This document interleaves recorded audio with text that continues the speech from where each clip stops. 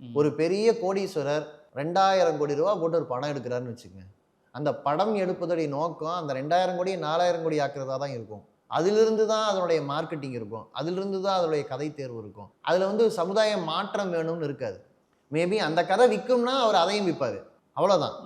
ஆனால் அதன் மூலமாக அவர் வந்து ஒரு சமுதாய மாற்றத்தை விதைக்க மாட்டார். ஆனால் இது மேல் கட்டுமானம்.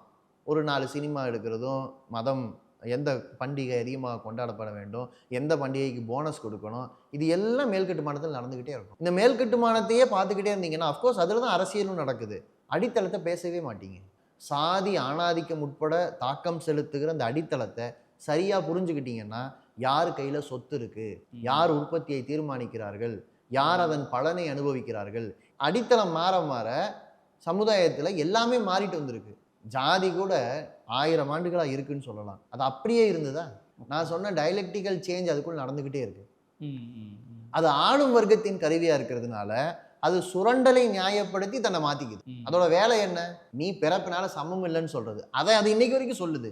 ஆனால் பிறப்பின் அடிப்படையிலான வேலை என்று இருந்ததுல அது எப்படி தூய்மை பணின்னு ஒன்று உருவாகும் போது அதை வந்து ஒடுக்கப்பட்ட மக்களுக்கும், கலெக்டர் பணின்னு ஒன்று உருவாகும் போது அதை வந்து மேல் தட்டுன்னு சொல்ற மேட்டுக்குடிகளுக்கும் எப்படி அது வந்து இன்னைக்கு பிரிக்குது? கரெக்டாக ஸ்பிளிட் ஆகுது. இப்போ சுரண்டல் என்கிற நியாயத்திலிருந்து அது மாறலை. ஆனால் இந்த பிறப்பில் பிறந்தவர் இன்ன தொழில் தான் செய்யணுங்கிறத அப்டேட் பண்ணிக்கிச்சு, அப்டேட் பண்ணியிருக்கு.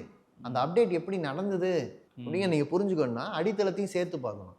யார் சுரண்டா, யார் இதனால் லாபம் அடைகிறா, அவர்கள் இந்த சாதியை எப்படி பார்க்கிறார்கள், அவர்கள் இந்த மதத்தை எப்படி பார்க்கிறார்கள், அவர்கள் ஏன் ஆணாதிக்கத்தை இன்னும் அவங்க குடும்பத்தில் அவருக்கு ஒரு பெண் குழந்தை பிறந்தா அந்த பெண்ணை சமமாக பார்க்குற அதே சுரண்டும் ஒரு சிந்தனையாளர் ஒட்டுமொத்த சமுதாயத்தில் பெண் விடுதலை பற்றி பேச மாட்டார். அந்த முரண்பாடு எங்கிருந்து வருது? ஏன் அதை அவங்க வேகப்படுத்த மாட்டேங்கிறாங்கன்னு வரும்போது தான் அவர்களுக்கு விடுதலை என்கிற சிந்தனையே பிரச்சனை.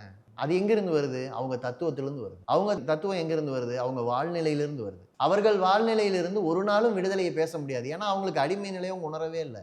இன்னும் சொல்ல போனா அடிமையாக ஒருத்தர் இருப்பது அவருடைய தலைவிதின்னு அவர் நம்பலன்னா அவர் மனநோயில செத்து போயிடுவார். ஸோ அவரோட சர்வைவலுக்கு ஹீஸ் கிரியேட்டிங் நியாயத்தை உருவாக்குறார். தன்னுடைய தத்துவ சிந்தனை சரியானதுன்னு ஒரு நியாயத்தை அவர் உருவாக்குறார். ஸோ இந்த சிஸ்டம் அப்படிதான் இயங்குது. இந்த சிஸ்டத்தை நீங்க மாற்றணும்னு வரும்போது தான் உங்களுக்கு தத்துவம் தேவை.